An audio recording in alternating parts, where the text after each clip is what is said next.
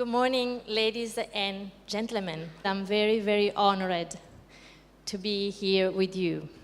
And I was very emotional this morning to see all these colorful, beautiful, elegant, charming women coming down and walking on the red carpet. What I'm really invited here to talk about, communication in 4 dimensions. My way of talking to people and motivating them is all about simplicity and making them understand concepts that come from psychology or fitness or education that can be very complicated, but we want something simple that we can bring home with us. So I hope today you can go home with something useful for you. For me, the 4 elements that makes an effective communicator. One is balance, one is being open and curious and let go of the labels, the judgment when we communicate. One is building self-confidence, and one is also nurturing authenticity. One is the physical dimension, one is the intellectual dimension, the logic, one is the emotional dimension, the emotional side of you, and the 4th one is the relational dimension. So I have 3 dimensions that belong to me, and then with this 3 dimensions, when I communicate, I go out there. Do you have 3 dimensions too? Or I have only the 3 dimensions and you don't have them? You have them, right? So people with 3 dimensions come towards me, and together we come into communication and relationship. So this is what I mean with 4 dimensions.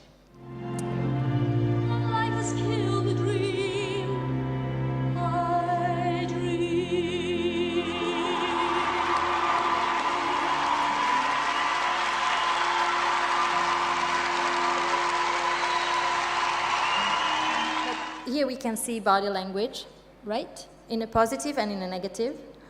And we can see how she was able to manage the internal self-talk. Well, I need also to say thank you to Janet Yap, one of the panelists. She mentioned at the last moment that we need to focus on our strength, on our uniqueness. Each of us has. And she knew her strength. That's why she could be confident. She had trust in herself. When she was told by her friends, don't even dare to go there, you're gonna lose, you're gonna set up yourself for failure. She knew she could take the risk because she knew her gift. How many of you, how many of us know our gift? Can we all close the eyes for a moment? And we say 1 minute, 1 minute, we close eyes.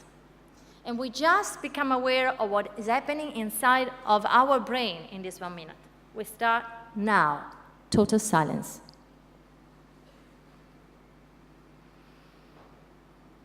And focus on your breath.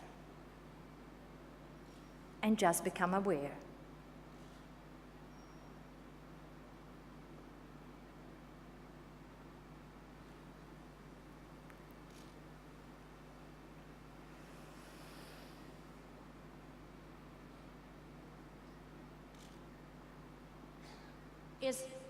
This is movement. This is movement. This is movement. Can we stand up? Can I have the first music, number 1? Can we do some steps? Some step, just step. And this is movement. Very good, see? You're good enough. Can we start moving the hands up? Very good. Wow, you're fantastic. Right. Turn around to your neighbor and wave. Yeah. This is what we need more. So relax with this now. Feel your heartbeat. Sense your breath and become aware of what is happening inside of you.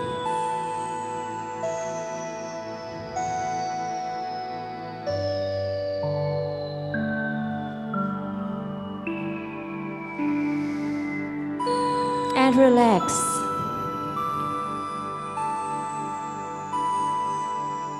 Hi, good afternoon. Good afternoon. I'm Alia Burhan from the Egyptian Embassy. Thank you so much for a very interesting, stimulating presentation. I have two questions. We hear always that the emotional side sometimes drags you down. I myself am a very emotional person, and I think we need to know, like we women, we need to try to work on checking our emotions sometimes, because men, they are always onto us. They say, oh, you women are so emotional. You have your menses, so you have like all of this. Yeah, it's true. You know, skyrocketing emotions up and down, and you don't really make sound judgment. So how can we reconcile between our specific nature as women and how to get results done, how to focus on good judgment and logic? So, I would say that, as I said, we need to get to know first how our emotion work. So I would suggest to get to know your emotion, go for some kind of training, reading. There are books. Emotional Intelligence is one of the famous book out there, and is also Emotional Intelligence at Work. Then also get to know the other side, get to know how the two come together, because the intellectual and emotional dimension come together. So that is your responsibility now. From now on, now that you know that this is create a self-talk, you have to get to know and activate more or deactivate. For example, for me, was to have my emotion more Suppressed. Yes. So I learned. I went through training. I mean, my 17 years of journey were traveling here in America, in Australia, in Italy. I really spent a lot of money, energy, and time, as I say in the book, to really train myself in the fourth dimension. And this is the result. What you see today is the result. But it's not a quick fix. It's a journey. And it's still not finished for me. I'm very impressed with what you have mentioned so far. And I always relate to the 4 C's. When it comes to, I'm Atika Adom, from the World Communication Network Resources. Yeah? Well, of course, I noticed you this morning. All right. I noticed you. Yes, I remember that. Thank you very much. So when you are talking about women in a very good position, I always remember with the 4 C's. First C is context. Women must be knowledgeable. Yeah. Second is confidence. Yes. Third is communication. Yes. And fourth is connection or context. I see the 4 dimensions. I'm very, very impressed.